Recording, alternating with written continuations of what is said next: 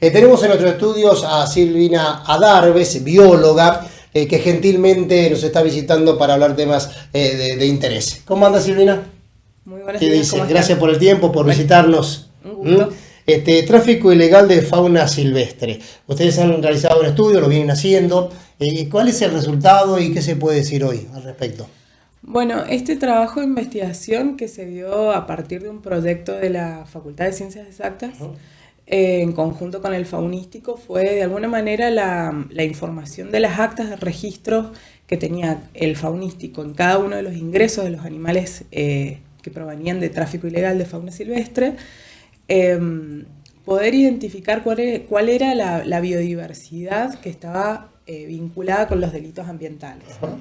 Entonces, a partir de esas actas de registro pudimos identificar la cantidad de especies que llegaban, cuáles eran aquellas especies quizás más cotizadas o más de mayor interés, ya sea para el tráfico, para la venta o para el mascotismo.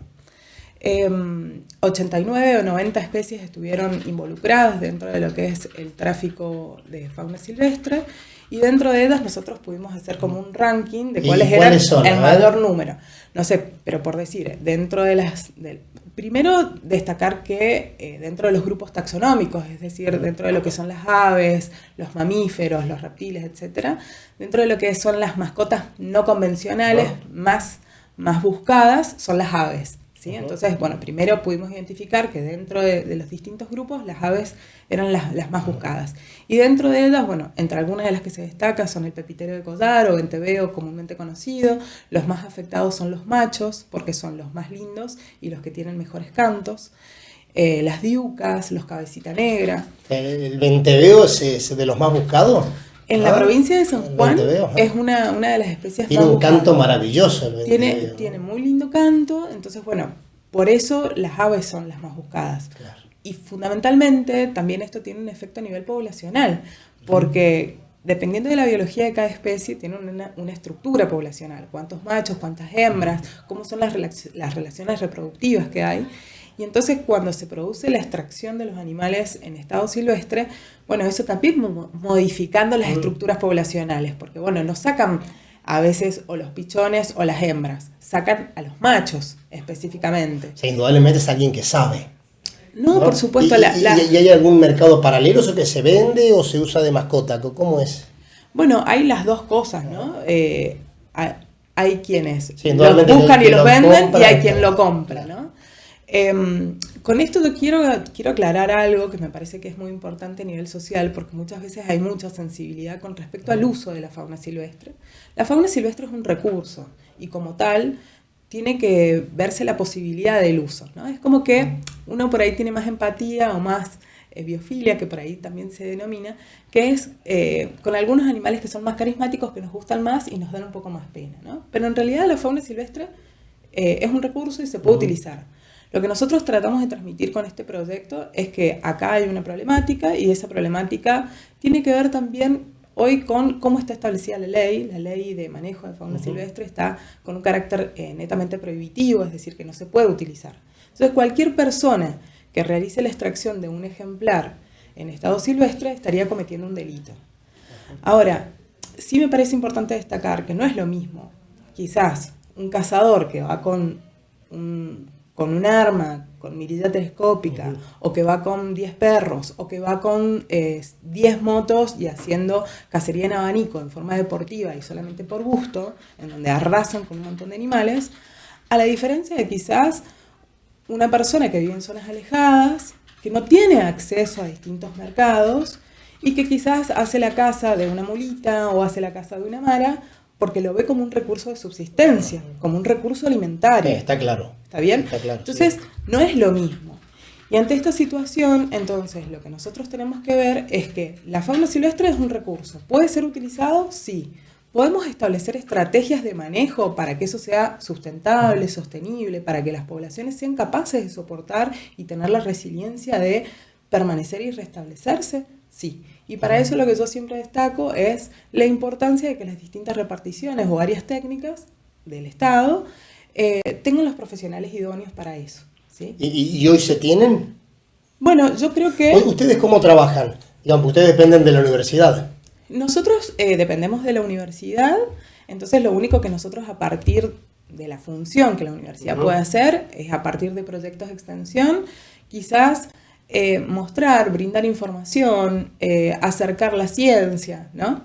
Pero bueno, es importante que en este caso del faunístico, como también la Secretaría de Estado de Ambiente y Desarrollo Sustentable, que es la autoridad de aplicación, ambas áreas estén fortalecidas técnicamente, ¿no? ¿Para qué? Para que esta información que se produce o la información que hay disponible en nuestra provincia permita ser manejada. Ahora, Silvina, entonces la información se tiene a través del estudio que han hecho. Sí, sí. Y la han volcado a los organismos del Estado. Sí, por supuesto. Ambiente o a quien corresponda. A nosotros nos corresponde de acuerdo a esta articulación. Sí. En este caso nosotros, universidad, ha trabajado en forma directa con el faunístico y a partir de eso nosotros les entregamos un informe para que, bueno, ellos puedan trabajar. Ahora, con el faunístico depende de la Municipalidad de Rivadavia. Sí. Y ustedes les bajan el informe entonces al intendente o a sus colaboradores. Por supuesto, al director, que en este caso es el médico veterinario Iván Simoncelli. Bien, ¿sí? Y en ese sentido ellos hacen un análisis para los pasos a seguir. Para los pasos a Y seguir y para solucionar problemas. también de alguna manera articular con la autoridad de aplicación, porque insisto en esto que es importante también tenerlo en cuenta. El faunístico es una institución receptora y de custodio, estrictamente. Pero quien tiene la potestad y la autoridad para definir cuál es el destino final o transitorio de los ejemplares es la autoridad de aplicación, que en ese caso es la Secretaría de Estado de Ambiente, ¿sí? Entonces, simplemente el faunístico actúa como una institución intermediaria para poder rehabilitar a aquellos animales que han sido víctimas de ese tráfico ilegal, donde lo único que puede hacer es recibirlos, cuidarlos, pasarlos por un estado de cuarentena, ver cuáles de ellos sobreviven, porque eso también es importante decirlo. Nosotros hicimos el procesamiento de solamente 2 años de información y miles de animales han pasado por la institución. Pero siempre nosotros, los que trabajamos un poco con conservación, tenemos como una regla, ¿no? Que es el del 10%. Solamente el 10% de lo que nosotros vemos es lo que sobrevive, pero por detrás hay muchos animales que pasaron y que murieron, ¿está bien? Entonces, como regla, lo que se toma es que decir, bueno, si yo tengo 10 venteveos que llegaron al faunístico, hay 90 que han pasado por detrás, pero que han muerto en el camino. ¿Por qué? Porque las condiciones de traslado, las condiciones de comercialización, las condiciones que hay son tan negligentes que hacen que los animales mueran por estrés. Ustedes que conviven y son los que saben de esto, el 10%, si se compara con otras latitudes, ¿está bien? ¿Es normal? ¿Es mucho? ¿Es poco?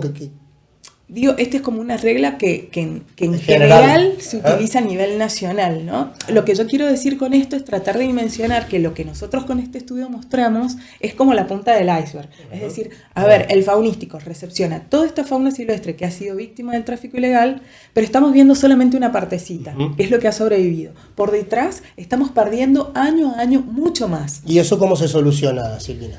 Bueno, en principio yo lo que creo es que sería importante mejorar la ley, hay que reglamentar mejor la ley. Creo que es importante que, insisto en esto, de que las áreas involucradas en esto siempre estén tecnificadas, con equipos de profesionales interdisciplinarios, por supuesto. En este caso yo destaco la labor desde mi disciplina, quizás desde la biología, que tenemos actividades reservadas para esto. Y cada especie tiene su propia biología, entonces es como que no podemos establecer una regla para todos, ¿no? Entonces por eso es importante conocer las especies y decir, bueno, ¿qué hacemos específicamente para esta especie, para esta otra? No es lo mismo el abordaje que voy a hacer con los jabalíes que lo que voy a hacer quizás con el venteveo. Son 2 especies con características totalmente distintas. Una es exótica invasora, la otra es nativa de nuestra provincia. Bien, la ley que marca hoy, por esto que mencionaba que habría que hacer alguna modificación. Bueno, como te decía, es de carácter prohibitivo, o sea que no estaría habilitado el uso, ¿sí? de la fauna silvestre como recurso. Está bien, cada provincia tiene la potestad de establecer sus propias leyes.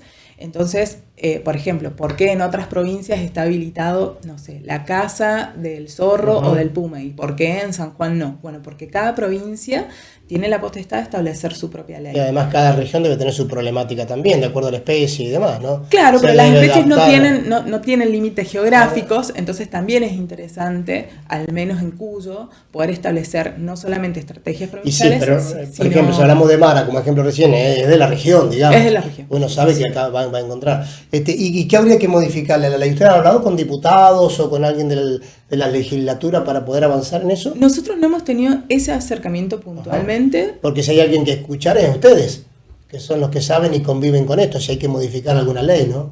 Sí, por supuesto. Yo creo que insisto, la ley, más allá de modificaciones o no, creo que es bueno también discutir hoy cómo es la reglamentación, es decir, cómo se aplica y cuáles son las mejoras que se pueden hacer dependiendo de cada actor social, ¿no? O sea, hay gente que tiene, nosotros siempre, yo soy docente de manejo de fauna silvestre en la carrera de biología y la visión que se tiene de la fauna silvestre depende del actor social que esté involucrado, ¿no? Entonces vos tenés un productor que seguramente a la cata la va a ver como algo negativo, como una plaga. Bueno, yo me voy a una ONG y posiblemente a la cata la va a ver como un animalito bonito y que es hermoso y qué sé yo. Entonces, esto es, bueno, trabajar entre las distintas partes y esto también es muy importante porque muchas veces, y esto también lo quiero destacar, es de que este proyecto ha puesto o lo que busca es poner en valor al faunístico como una institución que lo que hace es conservar a gran parte de la biodiversidad que es dañada o afectada por distintos delitos, ¿no? Entonces, esto lo destaco porque muchas veces ONG que no tienen formación específica o profesionales que los asesoren han ido en contra de estas instituciones, ¿no? Que tienen también sus razones, por supuesto, porque durante muchos años han manejado mal por pocos recursos económicos, pero su existencia en nuestra provincia, es decir, que la provincia tenga un centro de rehabilitación de fauna silvestre, es esencial si realmente van a haber controles y operativos, ¿no? Es decir, ustedes consideran que el faunístico es esencial. Es esencial. Tendrá que tener sus recursos para, bueno, poder mantenerlo, pero es esencial. Por supuesto. Y con ese faunístico que conocemos hoy en Rivadavia, ¿alcanza para todo un territorio provincial? Desde nuestra perspectiva consideramos que el faunístico como institución lo que custodia es un recurso de la provincia, entonces lo ideal es que tenga dependencia provincial, de lo contrario si sigue manteniendo no municipal, ustedes dicen que tendría que tener una dependencia provincial. Por supuesto, porque lo que custodia es un recurso de toda la provincia, no solamente de los rivadavienses. Claro, que esté instalado en Rivadavia no significa, según la visión de ustedes, que lo tenga que administrar un municipio. Tenés una cuestión más general. Y en caso de ser administrado por un municipio, tienen que estar las articulaciones lo suficientemente claras y tener o disponer de una partida presupuestaria suficiente para que tenga un correcto funcionamiento. Y claro, porque si no de repente nos encontramos con un municipio en épocas económicas donde no puede volcar recursos y aparecen los problemas. Por supuesto, y lo que quiero decir con esto es que el faunístico tiene más de 2.000, 2.500 animales que diariamente, y el faunístico trabaja 24 horas a la semana, 365 días del año. Digo, no hay descanso. Claro. Entonces hay gente que está estrictamente abocada a hacer alimentación, a hacer la limpieza de los lugares, a sacar y a solear cada una de las aves. ¿Cuántas personas trabajan en el faunístico? Y aproximadamente entre 40 y 50 personas trabajan 3 turnos, mañana, tarde y fines de semana y feriados. Y bueno, de a poco la institución, por supuesto que ha tenido un cambio a lo largo de todo este tiempo en cuanto a su paradigma, ¿no? De por qué existe. Y donde, bueno, lo que más se resalta es, bueno, poder hacer abordajes de investigación, poder hacer educación ambiental. Lamentablemente muchos de estos animales que pasan por esta situación de tráfico, por múltiples razones, ya sea por lesiones graves o porque están sumamente improntados, es decir, que ya han perdido estos comportamientos naturales y están muy asociados al humano, entonces liberarlos sería un riesgo incluso, tienen que permanecer en un cautiverio permanente, no los puedes liberar. Entonces, desde el punto de vista biológico, y esto lo quiero destacar, desde el punto de vista biológico, nosotros decimos que esos animales están ecológicamente muertos, ¿no? No van a cumplir un rol en el ecosistema. Por eso están ahí. Por eso están ahí. Bien. Pero siguen vivos. ¿Y para qué nos sirven? Son ejemplares o testigos de la naturaleza que vienen a contarnos una historia. Por ejemplo. Y hoy, por ejemplo, el monotito que está en el que es un atractivo, los pibes se vuelven locos cuando lo ven, ¿no? Bueno, son prácticas milenarias, o sea, que han estado por muchos años, por ejemplo, que es muy común en camioneros o en las rutas, ¿no? Que vienen y ¿Y ese monito originario de dónde habrá venido? ¿De Brasil? ¿El norte? ¿De dónde? Viene del norte, posiblemente de Misiones, y bueno... Y no se puede liberar, por ejemplo, ese monito. No, imposible, imposible. Ese animal lleva más de 30 años de cautiverio. Ese no sabe lo que es el estado silvestre. Ese es su hábitat, no sabe. claro, ese es su hábitat. Y está sumamente relacionado con la gente. Y bueno, y una de las cosas que se pudo lograr después de muchos años fue poder construirle un recinto específicamente para él, y ahora está ahí solo, que por ahí, bueno, es muy difícil a veces en cautiverio poder brindar las mismas condiciones que sería la libertad o el estado silvestre, ¿no? Pero bueno, hay estrategias también con gente que específicamente se dedica a manejo de fauna silvestre en cautiverio y a comportamiento animal, en donde se pueden brindar complejidad a ambientes que sean un poco más pequeños, pero que tengan una interacción permanente y que su bienestar animal sea controlado y que tengan comportamientos en donde puedan estar de la mejor manera posible. Silvina Adarve, bióloga, que gentilmente nos está visitando. Se nos ha ido el tiempo, podríamos hablar, bueno, con los conocimientos que tiene Silvina y que nos está explicando también, un día entero. Yo recuerdo cuando hablaba recién Silvina del nacimiento del parque faunístico. Ese sector nace con otra idea, porque era una idea de la época, más parecido a un zoológico. Era Jorge el Coco Abelín, el intendente de Rivadavia, y nace, ¿no? Y después en el tiempo ha tenido sus cambios. Sí, no hay una historia en particular de cómo se crea el faunístico. Nosotros la buscamos durante mucho tiempo, pero bueno, no es una casualidad que esté muy cerca del REN 22. Y hay que pensar... Yo recuerdo cuando se inauguró, ¿eh? Claro, pero hay que ver por qué se inaugura y desde dónde vienen todos los ejemplares. Y yo creo que también es importante. ¿De dónde vienen? ¿Cómo hicieron el primer...? Claro, nosotros en San Juan no teníamos la Secretaría de Estado Ambiente, no teníamos una dirección que específicamente se abocara a estas temáticas, y muchas veces las fuerzas intervinientes han sido gendarmería y policía. Entonces, en allanamientos por tráfico de drogas, por armas y demás, aparecen animales, se han ido acopiando en un lugar y después... ¿Por eso se habrá montado en ese espacio? Yo supongo, no tenemos la verdad. No, porque eso nunca lo averigüé ni lo pregunté, pero está bueno saberlo. Históricamente no se conoce, bueno. Pero yo creo que... ¿Y Coco Abelín lo sabrá? El intendente que llevó la que preguntarle a Coco Abelín, ¿no? Pero está bueno. Lo que sí fue creciendo en el tiempo. ¿Sigue estando esa suerte de acuario cuando uno ingresa a la izquierda? Sí, ese acuario fue remodelado en cuanto a todas sus condiciones edilicias. El techo, mejoras internas, y bueno, y el faunístico también hoy actualmente tiene toda una cartelería educativa. Y la cantidad de chicos que van, ¿no? De la escuela, van visitan. Todas las escuelas de toda la provincia, sí. Y de todos los niveles académicos. Y el faunístico también ahora, al estar relacionado con la universidad, con CONICET y demás, también es una institución generadora de conocimiento científico. Así que bien. Nada, yo los invito a que lo visiten, y que lo visiten con conciencia, ¿no? Para ir a aprender a que esos animales que están ahí ecológicamente están muertos, pero nos dejan una enseñanza.